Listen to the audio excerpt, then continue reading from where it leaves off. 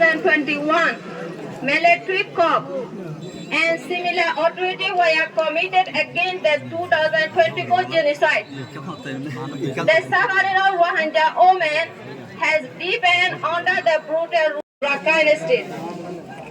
Therefore, the future of Rohingya women, one of peace, dignity and a stable livelihood, now depend heavily on the support and cooperation of the Bangladeshi government and the international community.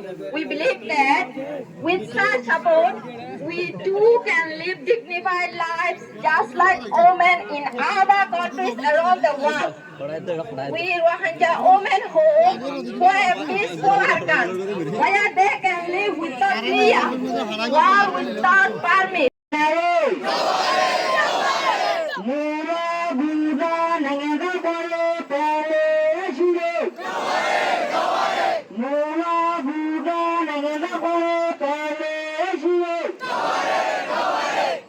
शुक्रिया अल्हम्दुलिल्लाह